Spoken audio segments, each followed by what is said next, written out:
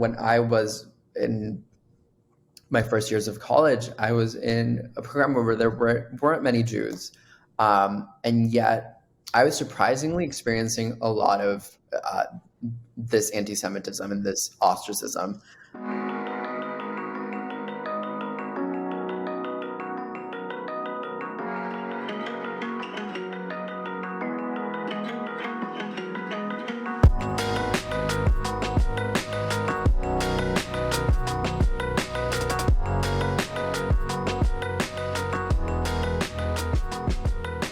My guest today is activist and journalist Isaac de Castro, a Panamanian Jew of both Ashkenazi and Sephardi descent who now lives in the United States.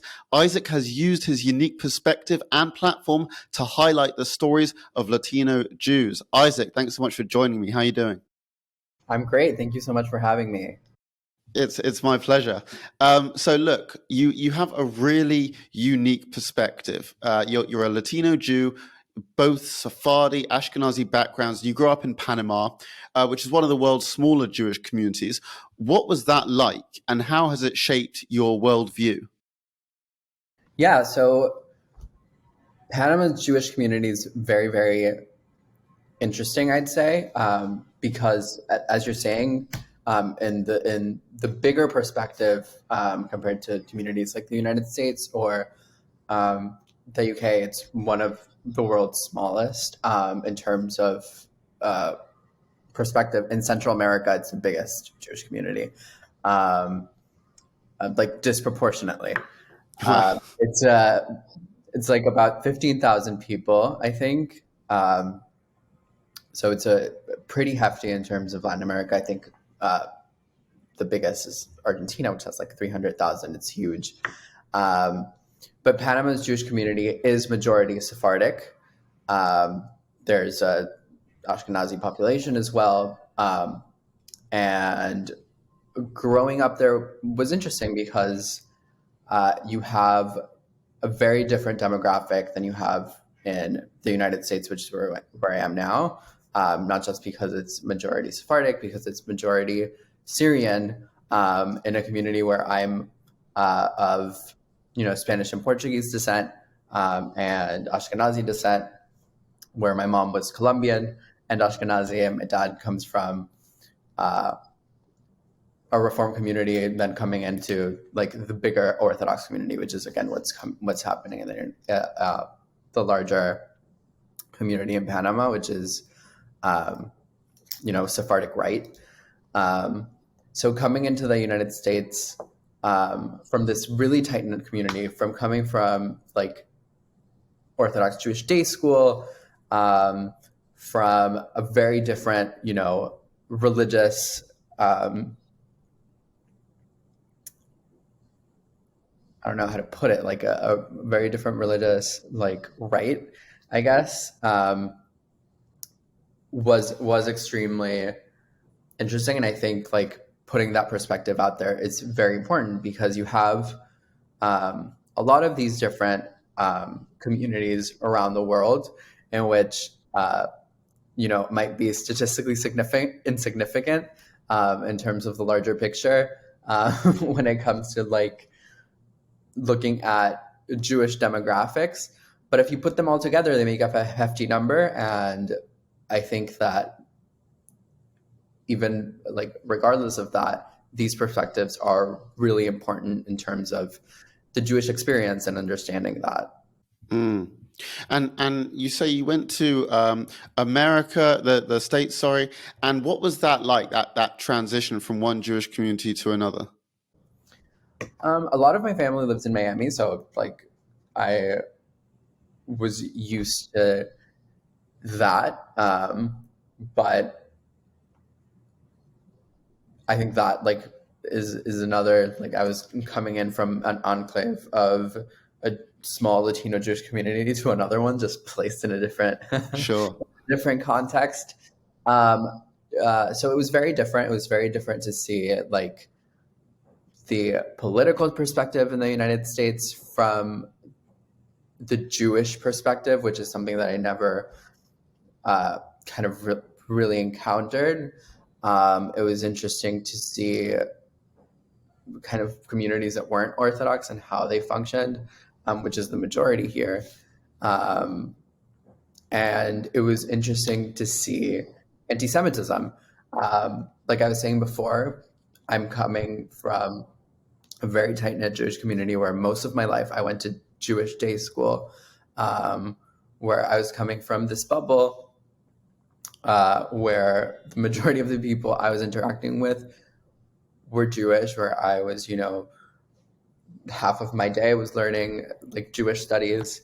And I was going into a community where I was like interacting with other people on a bunch of different things, including, getting their views on Israel, on like meeting people who had met like close to no Jews before, and getting what, their preconceptions were.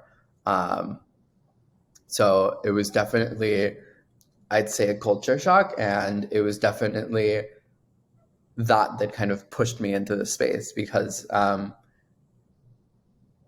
coming in from this community, I was like not expecting to do anything Jewish ever again. I was like, I'm done, I'm out. I don't need to like learn any Jewish history ever again.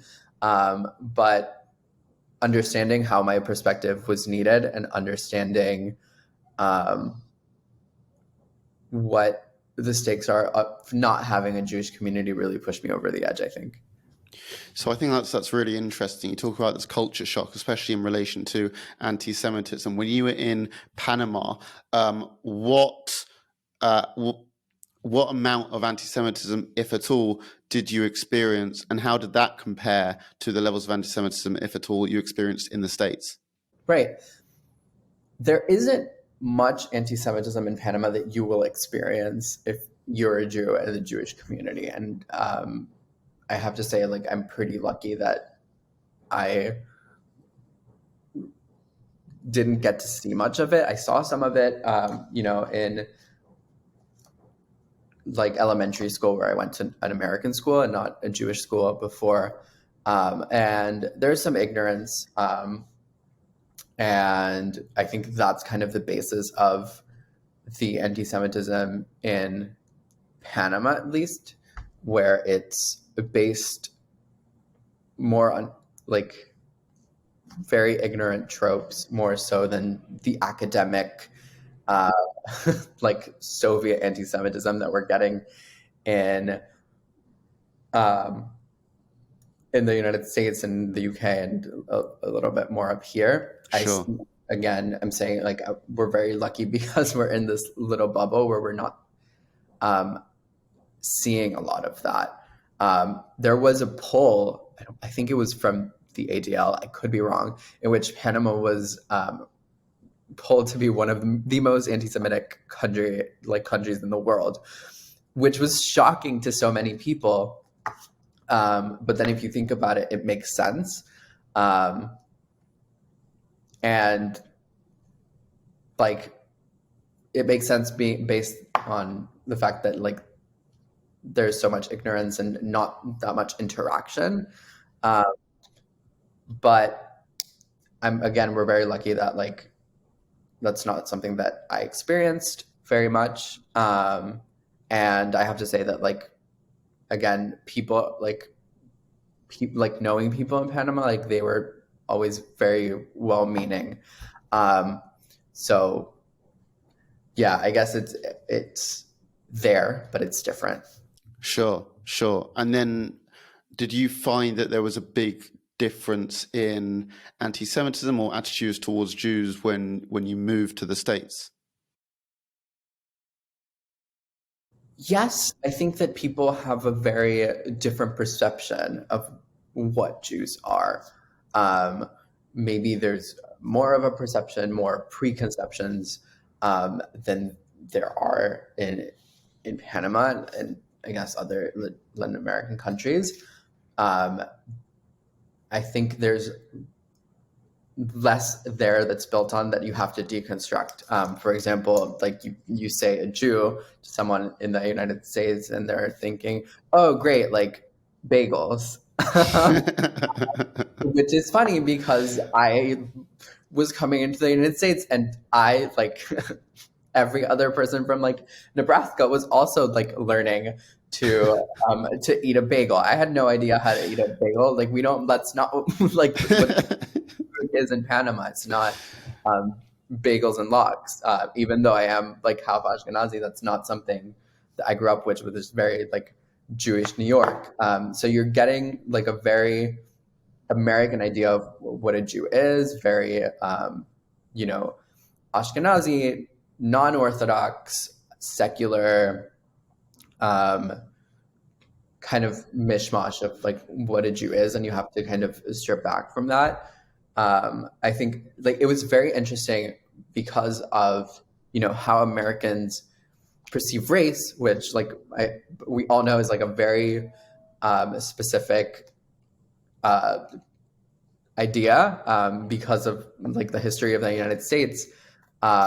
So whenever I was like I'm Panamanian and then it come up that I'm Jewish, like people couldn't process it in their brains. They'd always ask me like, which one of your parents is Jewish and which one's Panamanian? What? Like, what does that mean? Wow. And, yeah, like they literally would assume that like one of my parents was American Jewish and one of my parents was like a Panamanian who like immigrated to the United States. That's ridiculous. Yeah, my accent doesn't help because I have no accent in English. We went to American school for a little bit, but yeah, you'd have to explain like no, like some Jews like didn't come to the United States; they went other places. Yeah, there are Jews outside of the States. Yeah, I think there's like a very like a narrow idea of what Jews are built into like the idea of like Americanness as the center, and you kind of have to chip away at that. Sure. Yeah, absolutely. I mean, a lot of your work focuses on telling the stories of Latino Jews, and this is the crux of your newest project. What are some of the challenges faced by Latino Jews today? Yeah, I mean, Latin America is faced with, a lot of issues in terms of governance and politics. And I think that's kind of what has, destroyed is a very strong word, but it's true, destroyed some of these communities in their natural context. And, when with political turmoil comes anti-Semitism. So you have this, double trouble of the politics that are driving people away, and then the anti-Semitism that comes with the politics. But in many Latin American countries, there is these trends of corruption and political turmoil that Jews, like everyone else in these countries, have to deal with. So there's the challenge of the fact that these are relatively new diasporas in many cases, and new communities, again, relatively. So you have these cultures that are being built in these countries that are kind of being transferred some other places. Like, for example, here in Miami, where we have such a big Latino Jewish diaspora.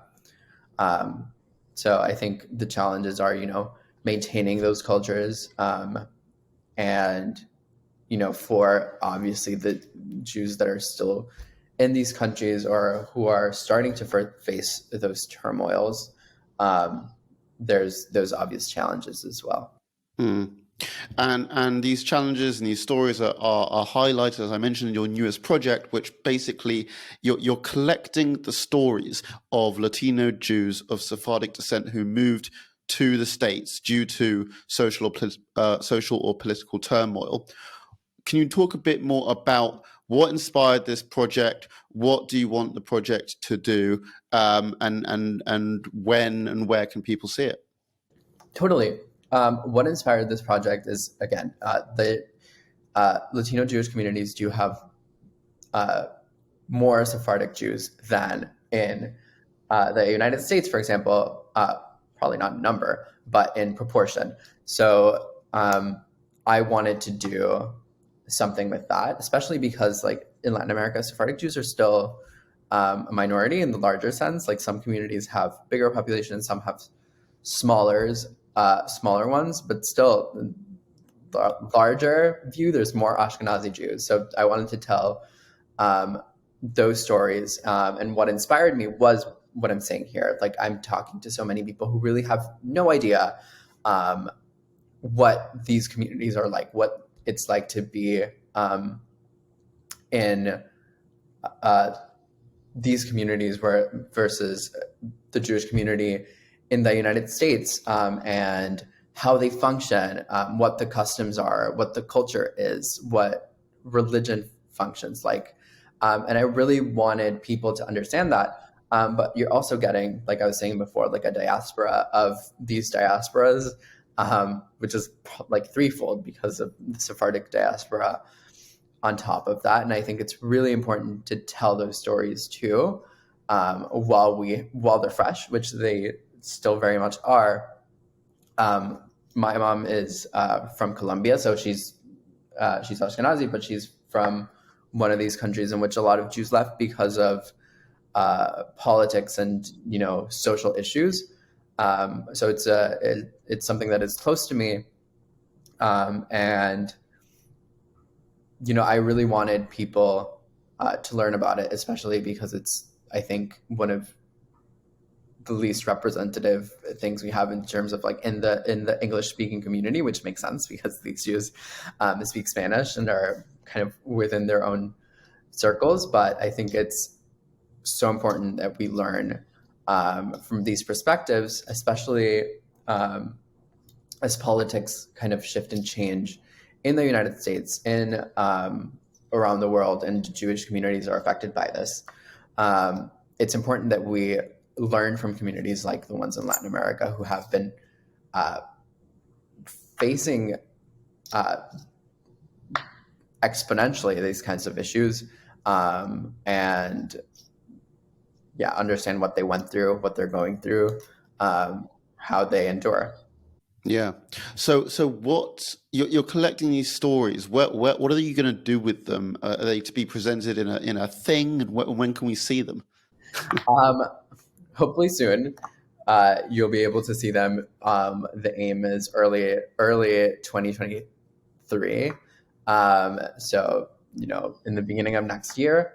But essentially, they're going to be a collection of oral histories. So I'm going to people's homes and I'm sitting down with them and I'm talking to them about their story. So, where they come from. Did they come from, Syria, Morocco, Turkey, Spain and Portugal, the Caribbean islands, like where they came from, where they ended up, Colombia, Cuba, Venezuela, why they left these places, and their stories and their family stories throughout, like how they perceive themselves in the United States, in terms of politics, in terms of within the Jewish community, and really understanding each of these stories, and then these will be available for everyone to see and to watch, and there might be like an online or in-person exhibition, TBD. But for people, to be able to watch these, and hopefully I'll have like a good, diverse collection, and have a better understanding of what these stories are, who these people are. But yeah, the idea is to have them, I have like my little website with the description. The idea is to put them up there for a while. So, once the project is concluded, and I go through, all the post-production editing and all that stuff, and put those stories up, the hope is to have it be like a little online exhibition where people can go and, watch each of these stories. That's awesome. Have you found much of a difference in terms of Latino Jews who have come to the States in terms of the generation and how each generation perceives and receives anti-Semitism or hostility from other people? For example, I sometimes feel that maybe in the UK and in the States to some degree, a certain generation of Jewish people feel that the best approach is to just keep your head down and just get through it. And I feel like a lot of younger people are coming up and saying, actually, no, like we're going to speak out against this. This isn't okay. And I'm wondering, is something similar happening with Latino Jews?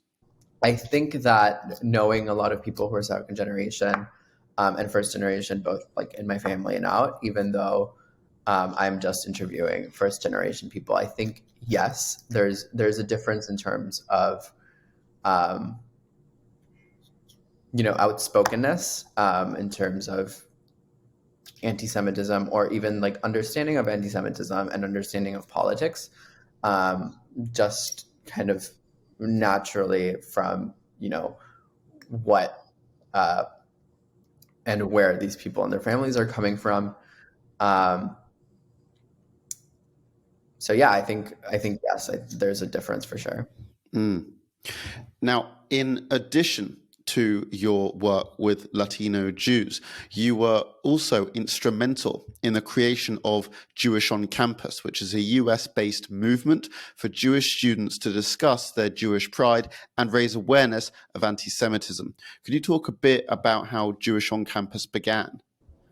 Yeah, Jewish on Campus started with just a bunch of Jewish students who were fed up and were meeting on the internet, and the very beginning and the height of COVID 2020, and we were all stuck at home, online, yelling to the void about what was happening to us on college campuses and how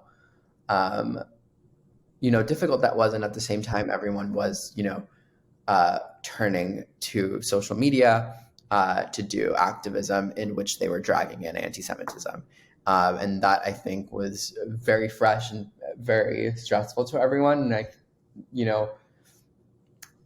we thought of, the stakes of speaking out about anti-Semitism, and how it became so taboo to talk about it, because Jews are not perceived as an oppressed group, or because, supporting Israel is seen as a very, very negative thing on college campuses. So we thought, like, how do we get people to tell their stories? And the way to do that was to, get this anonymous platform and put those stories out there without necessarily putting students' names. And that's how we could have, get those stories out in the open. And, it grew exponentially, like thousands of followers a day, as we were going. And it was really special. And it was a catalyst, I think, for understanding anti-Semitism on college campuses in the United States, or even taking it seriously. I think people were not really getting the scope of it, and these stories put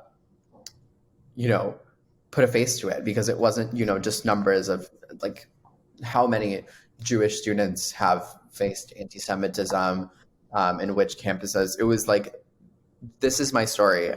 This is what I went through. This is what my professor said to me. This is what my peers said to me.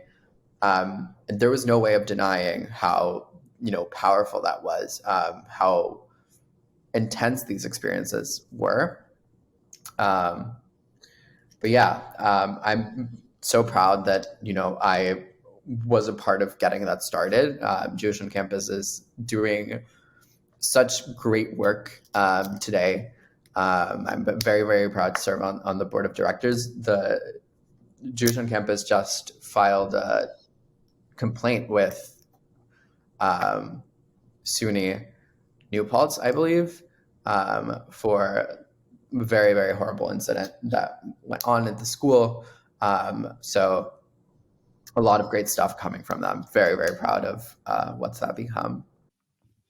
Can you tell me, what was that moment like when you realized that it wasn't just you or your circle experiencing anti-Semitism? It was actually, oh, this is a nationwide issue. I mean, it was like very important for me. If I'm speaking from a personal perspective, when I was in my first years of college, I was in a program where there weren't many Jews, and yet I was surprisingly experiencing a lot of this anti-Semitism and this ostracism, in which Israel was being brought up all the time, and I felt like I couldn't speak up. And when I did speak up, I was, like the small fish in the pond. And I think what happens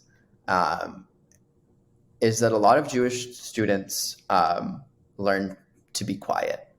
They learn to just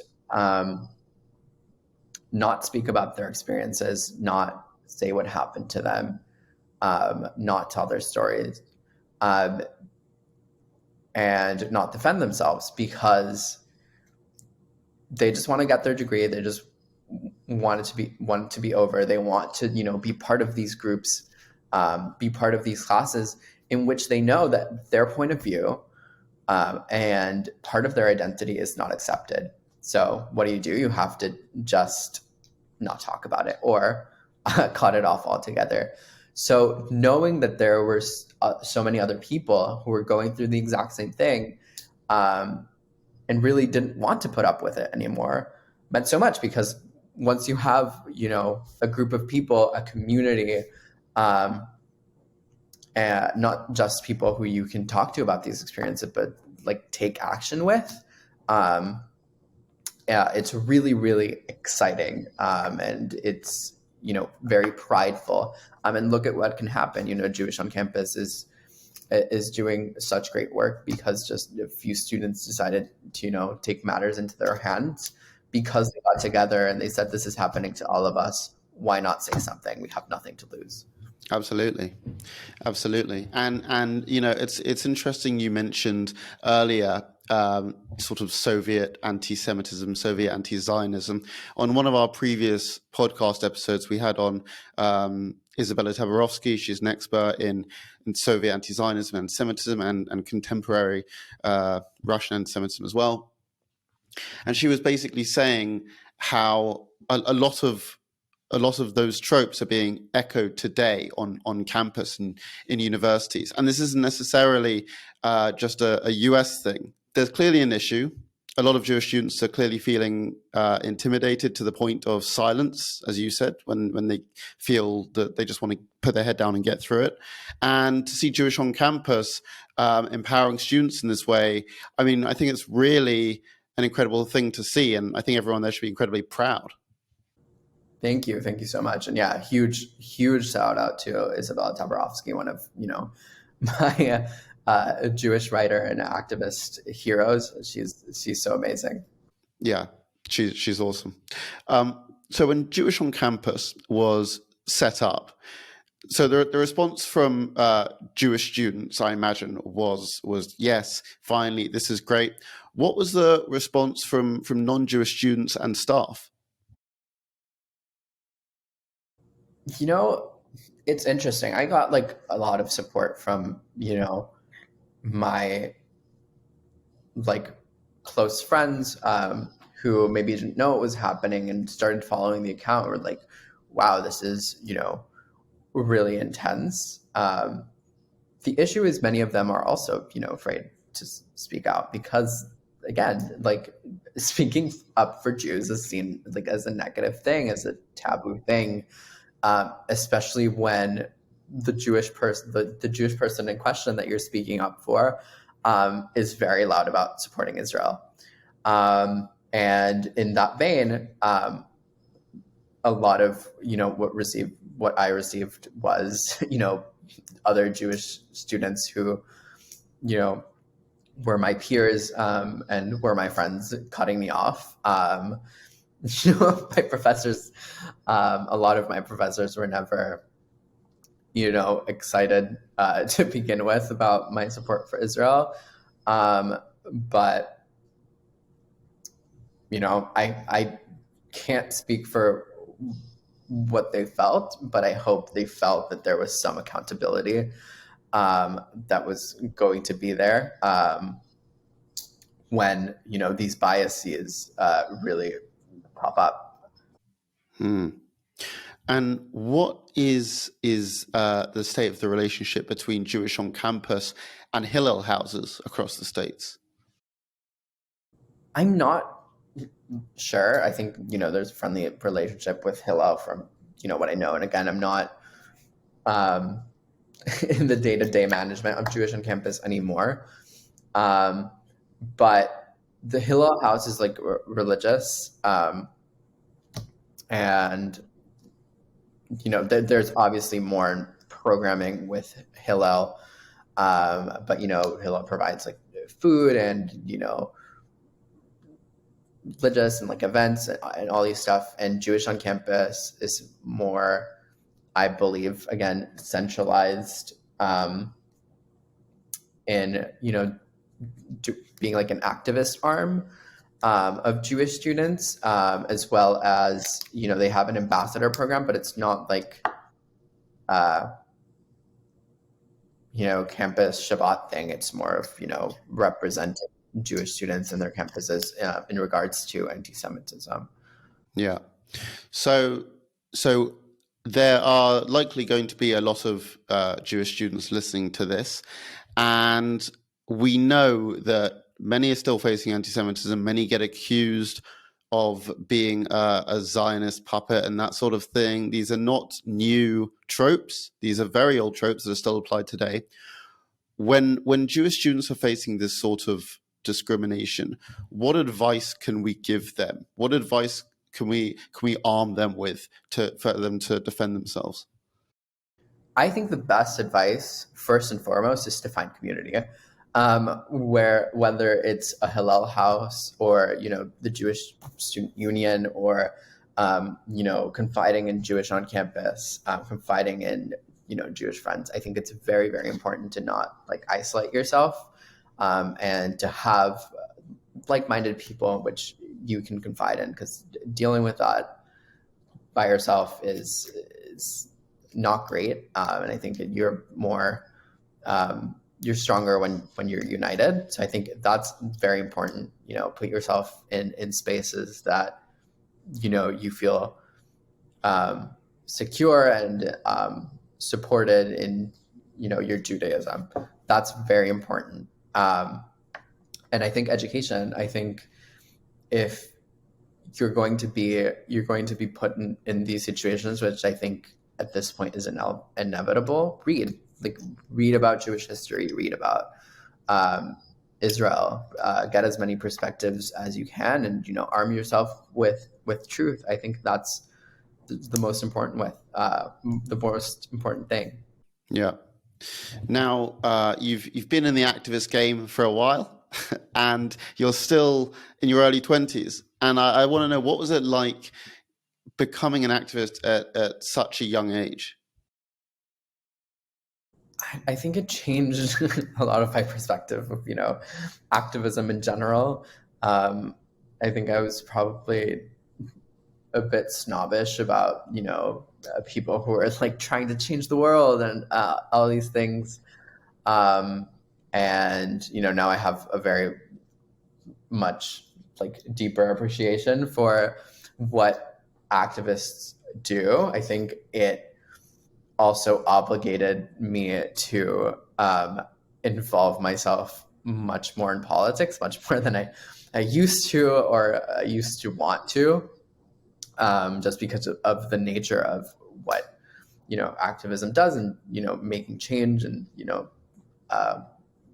having opinions. I think had I not gone into it, I would still be a very non-political person, which if you look at my social media now, I'm very much not.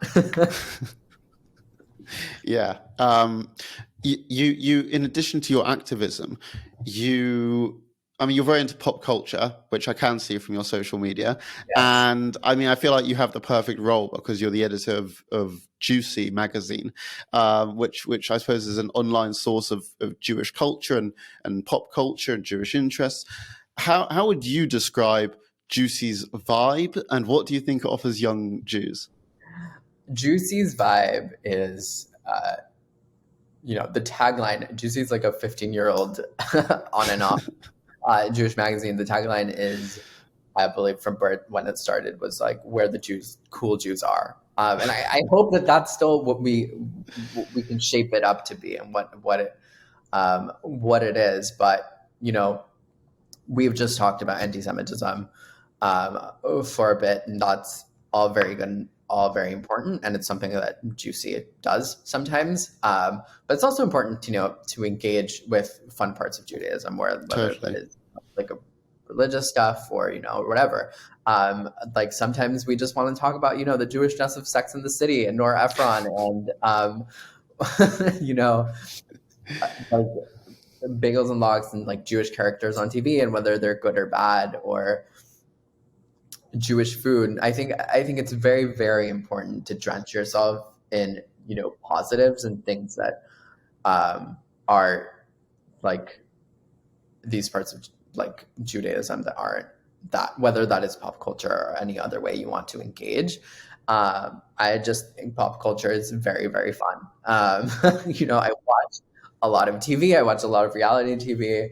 And I, like many other Jews, I'm obsessed with Jews. So I like making the connection. Yeah. I mean, I'm a fan of Jewcy. I think it's awesome. I was Thank you. particularly, I thought I really liked your interview with Rabbi Linda Goldstein. Thank you so much. Yeah, one of our best warriors out there. 100%. I don't really want to give it away. I want people to read it for themselves. But I was surprised who was running it.